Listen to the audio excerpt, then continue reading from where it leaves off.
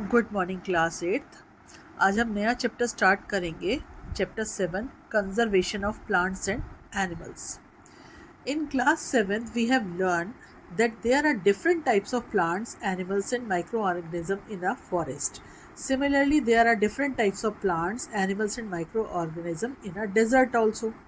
The wide variety of plants and animals along with microorganisms living in a particular region is called biodiversity. In other words, biodiversity shows the richness of species in a particular area or habitat. The biodiversity of a desert, a grassland, and a forest is very different from one another. About 10 million species of organisms, microorganisms, plants, and animals are estimated to habitate the earth, but we actually know only 1 or 2 millions of them. Seventh में आपने पढ़ा था different type के plants, animal और micro organisms के बारे में। लेकिन जैसे कि हमारे आसपास होते हैं, फॉरेस्ट में होते हैं या डेजर्ट में होते हैं, सभी जगह पर होते हैं। और एक पर्टिकुलर रीजन में जो प्लांट्स, एनिमल्स और माइक्रो ऑर्गेनिज्म होते हैं, उस पर्टिकुलर रीजन को कहा जाता है उसकी बायोडाइवर्सिटी। मतलब कि एक जगह पर, चाहे वो ग्रासलैंड हो, चाहे वो रेन फॉरेस्ट हो या फॉरेस्ट हो, वो एक दूसरे से डिफरेंट होते हैं। और हमारे आसपास इस अर्थ पर 10 मिलियंस ऑफ स्पीशीज़ हैं ऑर्गेनिज्म की, जिसमें कि प्लांट्स भी हैं, एनिमल्स भी हैं, माइक्रो ऑर्गेनिज्म भी हैं। लेकिन हम उनके सिर्फ 1 या 2 मिलियन के बारे में हम जानते हैं। The part of the earth in which organism exist और support life is called biosphere. और ऐसा जगह जहाँ पर कोई ऑर्गेनिज्म एग्जिस्ट कर सकता है, उसकी लाइफ है, वहाँ पर उस जगह को कहते हैं biosphere. In this chapter we learn about the causes of loss of biodiversity, the consequences of destroying the biodiversity and the steps being taken to conserve it. इस चैप्टर में हम लोग क्या पढ़ने वाले हैं कि बायोडाइवर्सिटी के लॉस के क्या कारण हैं, उसके डिस्ट्रॉय होने की क्या कारण है, और बायोडाइवर्सिटी को हम बचा किस तरीके से सकते हैं। सबसे पहला आता है आपका species. A species refer to a group of organism, चाहे वो प्लांट्स हो या हो एनिमल्स का हो, that have common characteristics and can interbreed among themselves. Species का मतलब होता है चाहे वो प्लांट्स का हो, चाहे वो एनिमल्स का हो, कि एक तरीके के कैरेक्टरिस्टिक्स हो तो वो एक स्पीशीज़ कहलाती है। जैसे कि ह्यूमन बीइंग जो है, ह्यूमन बीइंग है या होमो सेपियंस कहते हैं, एक तरीके के हैं। इसी तरीके से एनिमल ऑफ डिफरेंट टाइप्स, मान लीजिए कि कोई लायन है तो लायन की सारी स्पीशीज़, टाइगर है तो टाइगर की एक स्पीशीज़, इस तरीके से एक जाति एक तरीके से कही जाएगी स्पीशीज़ को। Ecosystem, the various community of organisms intact among themselves as well as with their physical environment like soil, air and water. For example, green plants interact with soil to get minerals and water. They interact with air to get carbon dioxide for carrying out the process of photosynthesis. An ecosystem is made of all plant and animals and microorganisms in an area with the non-living components such as climate, soil, water, etc. Ecosystem वो चीज़ कहलाती है, ऐसी अलग अलग community जो आपस में एक दूसरे से इंटरेक्ट होती है, जैसे कि प्लांट्स हैं, एनिमल्स हैं या माइक्रो ऑर्गेनिज्म है। एनवायरनमेंट में सॉइल हो, एयर हो या वाटर हो, हर जगह पर जो है आपको ग्रीन प्लांट्स इंटरेक्ट होते हैं सॉइल से। सॉइल मिनरल्स लेती है, वाटर लेती है, इसी के साथ साथ सॉइल इस प्लांट्स कार्बन डाइऑक्साइड एयर से लेते हैं और फोटोसिंथेसिस का प्रोसेस करते हैं। तो जहाँ पर ये इकोसिस्टम बनता है, वो इकोसिस्टम बनता है प्लांट्स, एनिमल और माइक्रो ऑर्गेनिज्म और कुछ ऐसे नॉन लिविंग कंपोनेंट्स जैसे कि सॉइल, क्लाइमेट और water. It is the relationship between a biotic community and an abiotic community. Biotic community क्या कहलाती है? जो कि लिविंग थिंग है, जैसे कि प्लांट और एनिमल्स। एबायोटिक एनवायरनमेंट क्या कहलाता है? जैसे कि soil and water. The example of ecosystem are a forest, a desert, a mountain, a pond और अ रिवर। और जो इकोसिस्टम है वो फॉरेस्ट में अलग होगा, डेजर्ट में अलग होगा, माउंटेन्स में अलग होगा, पॉन्ड में अलग होगा और रिवर में अलग होगा। नेक्स्ट टॉपिक है आपका habitat. The natural environment of a plant और animal species where lives and reproduce is called habitat. Habitat वो नेचुरल एनवायरनमेंट कहलाता है जहाँ पर कोई एनिमल स्पीशीज़ हो चाहे प्लांट स्पीशीज़ हो, जहाँ वो ज़िंदा रह सकती है, रिप्रोड्यूस कर सकती है. ऐसा एनवायरनमेंट जो है वो नेचुरल एनवायरनमेंट उसके लिए कहलाता है उसकी habitat. Importance of biodiversity. Biodiversity include a huge variety of plant and animals that live in a natural habitat and depend on one another. Biodiversity एक दूसरे पर डिपेंड करती है. Every component of biodiversity from micro organism to huge animal like elephant plays an important role in nature. In other words, biodiversity maintains the environment around us. We are also economically dependent upon the biodiversity. We get a variety of food items, cloth items, medicines, wood, oil, etc. from different plants. On the other hand, we get food like meat, egg, leather and milk from animals. तो biodiversity जो maintain होती है environment में वो हमारे आसपास economically भी हम डिपेंड होते हैं बायोडाइवर्सिटी पर. जैसे कि हमें अपनी बायोडाइवर्सिटी से फूड आइटम मिलता है, क्लोथ आइटम मिलता है, हर तरीके के ऑयल मिलते हैं, मेडिसिन मिलती है, वुड मिलता है. इसके अलावा हम वहाँ से एनिमल से हम मीट और एग भी हमें मिलता है, और इसके अलावा लेदर मिलता है हमें स्किन ऑफ डेड एनिमल से, और मिल्क मिलता है एनिमल से. तो इन सब चीज़ों के लिए हम बायोडाइवर्सिटी को अगर मेंटेन करेंगे तो ये चीज़ें हमें अच्छे से मिल पाएंगी. Causes of loss of biodiversity. अब जो बायोडाइवर्सिटी का लॉस होता जा रहा है उसके क्या रीज़न है. पहला रीज़न है डिफॉरेस्टेशन. डिफॉरेस्टेशन का क्या मतलब है. The clearing of forest by cutting down over a wide variety area is called deforestation. आजकल क्या किया जा रहा है, डिफॉरेस्टेशन किस किस लिए यूज़ हो रहा है. Build houses, factories, road, dams, और day by day increasing human population.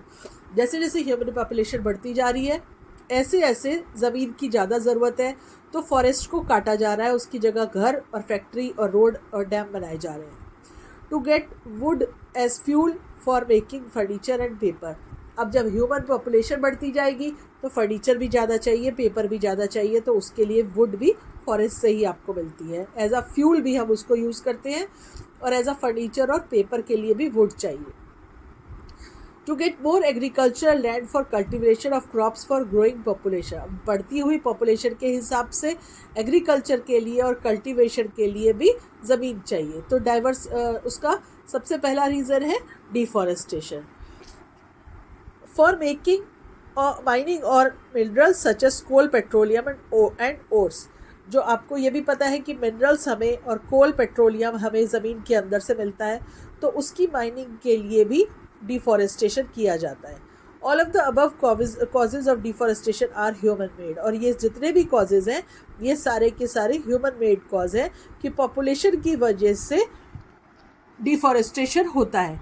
और कभी कभी जो कॉज होता है डिफॉरेस्टेशन का वो फॉरेस्ट फायर भी होता है, सीवियर ड्रॉट होता है, attack of insects and pests होता है. बहुत ज़्यादा कभी भी अपने आप जैसे फॉरेस्ट में आग लग जाती है, और या फिर बाढ़ आ जाती है, या फिर सूखा पड़ जाता है, या इंसेक्ट और पेस्ट वहाँ पर आ जाते हैं, तो उसकी वजह से भी फॉरेस्ट पूरे के पूरे ख़त्म हो जाते हैं. Over grazing by cattle, sheep, horses etcetera is another cause of deforestation. जब ओवर ग्रेजिंग के लिए फॉरेस्ट में ले जाए जाते हैं कैटल्स, तो ओवर ग्रेजिंग की वजह से भी एक कारण होता है डिफॉरेस्टेशन का. The over grazing not only destroy the grassland but also the young trees of the forest. Grassland के अलावा छोटे छोटे पेड़ भी जो है वो ओवर ग्रेजिंग में काम आ जाते हैं. Consequences of deforestation. अब डिफॉरेस्टेशन के क्या कॉन्सिक्वेंसेज है, उससे हमें क्या नुकसान होता है. It causes soil erosion and makes the soil infertile. Removal of top soil layer of the soil exposes the lower hard and rocky layer that have less humus and are less fertile. Gradually the fertile and the get converted into a desert. This is called desertification. जब बहुत ज़्यादा over grazing हो जाती है तो soil erosion होता है. हवा से या फ्लड से पानी जो है वो मिट्टी को बहा ले जाता है, जिससे कि सॉइल इनफर्टाइल हो जाती है, और उसकी टॉप लेयर जब वहाँ से हट जाती है तो नीचे रॉकी लेयर आ जाती है, जिसमें कि ह्यूमस भी कम होती है और फर्टाइल भी वो कम होती है, और इस वजह से जो वो फर्टाइल लैंड है वो डेजर्ट की तरह बन जाता है, जिसे कहते हैं desertification. Trees takes in carbon dioxide and give out oxygen during photosynthesis. Deforestation increase the level of carbon dioxide in the atmosphere. Increase in the concentration of carbon dioxide may lead to an increase in global temperature, which is called global warming. Global warming क्या है? जब पेड़ ही नहीं रहेंगे तो carbon dioxide ज़्यादा हो जाएगी, क्योंकि कार्बन डाइऑक्साइड को टेक करने के लिए, फोटोसिंथेसिस के लिए पेड़ ही नहीं बचेंगे, तो उससे क्या होगा, जो टेम्परेचर होगा वो इंक्रीज़ होना शुरू हो जाएगा और ग्लोबल वार्मिंग हो जाएगी, और ग्लोबल वार्मिंग की वजह से रेनफॉल कम हो जाएगी और जो ग्लेशियर्स हैं वो भी मेल्ट होने स्टार्ट हो जाएंगे।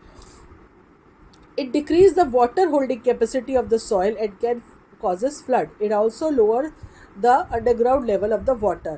जब वाटर होल्डिंग कैपेसिटी सॉइल में नहीं बचेगी, सॉइल ही उड़ जाएगी, तो वहाँ पर फ्लड आ सकता है, और फ्लड की वजह से, और इसके अलावा जो वाटर लेवल है वो भी कम हो जाता है। Forests are natural habitats of many species of animals. Cutting down of trees destroy the homes of these species that result in a threat of their survival. For example, giant panda. It survive only in bamboo shoots. और forest जो है natural habitat है बहुत सारे animals का, जो कि पेड़ों पर रहते हैं, और जब पेड़ ही नहीं बचेंगे तो वो लोग कहाँ रहेंगे? जैसे कि जायंट पांडा है, वो सिर्फ बैम्बू शूट्स पर ही सर्वाइव कर सकता है, लेकिन कुछ पिछले सालों से जो बैम्बू जो फॉरेस्ट है वो हाफ हो गए हैं, और इसकी वजह से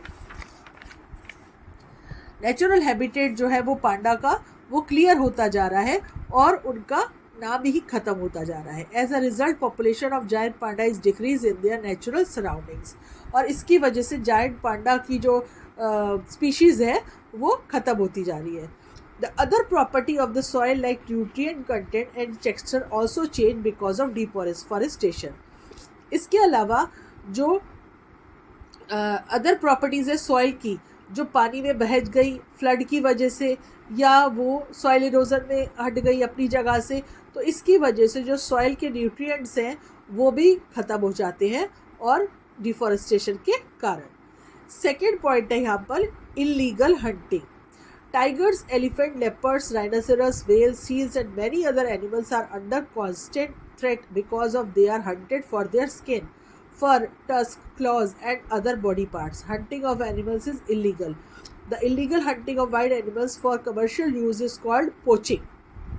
The cheetah in Indian forest and dodo, a unique bird found in Mauritius, have become extinct due to the excessive hunting.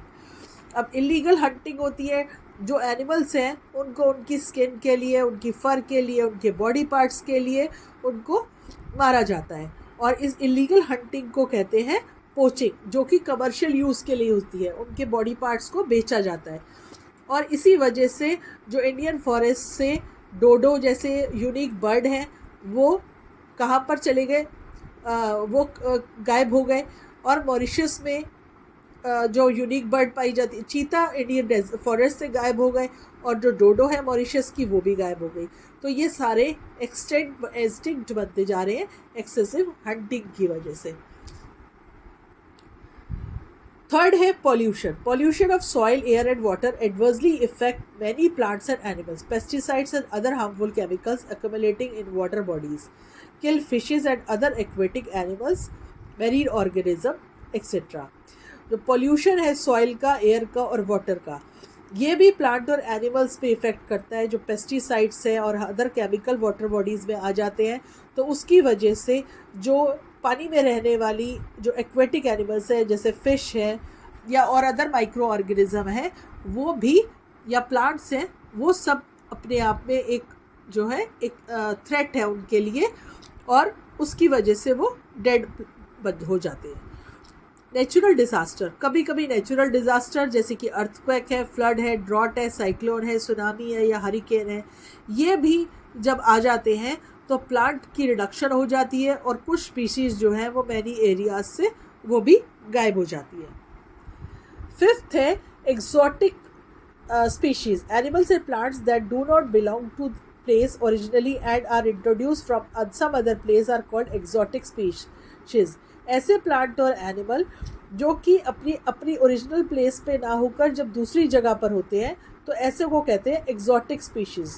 The introduction of exotic species has adversely affected many native species of plant and animals, deprive them of space and food. जब जिस जगह पर रहने वाले, मान लीजिए कि एक घर में 4 लोग रहते हैं, वहाँ 4 लोग रह सकते हैं, वहाँ पे 10 लोग आके रह लेंगे तो क्या होगा? ऐसे ही जैसे कि एग्जॉटिक प्लांट और एनिमल्स हैं, वो अपनी जगह छोड़कर दूसरी जगह पे आ जाएंगे, तो जिस जगह पर रहने वाले एनिमल और प्लांट हैं उनकी स्पेस भी उनको कम मिलेगी और उसके साथ साथ उनको खाना भी बांटना पड़ेगा. ऐसे एग्जाम्पल है वाटर हाइसिंथ, एक एग्जॉटिक स्पीशीज़ है, और Indian water grows very fast and covers the whole water body. This exotic variety is threatening the survival of many native aquatic plants. Water hyacinth एक ऐसा प्लांट है कि अगर पानी में वो होता है तो वो बहुत जल्दी ग्रो करके पूरी पानी वाटर बॉडी में फैल जाता है. तो अगर ऐसा होगा तो जो वहाँ रहने वाले एक्वेटिक प्लांट्स हैं इंडिया में वो क्या होंगे? वो ख़त्म हो जाएंगे. यहाँ पर 2 MCQ है. The part of the earth in which organism exist is called biosphere. Relationship between a biotic community and abiotic environment is called ecosystem. आज के लिए इतना ही. नेक्स्ट हम क्लास में पढ़ेंगे फ्लोरा एंड फौना.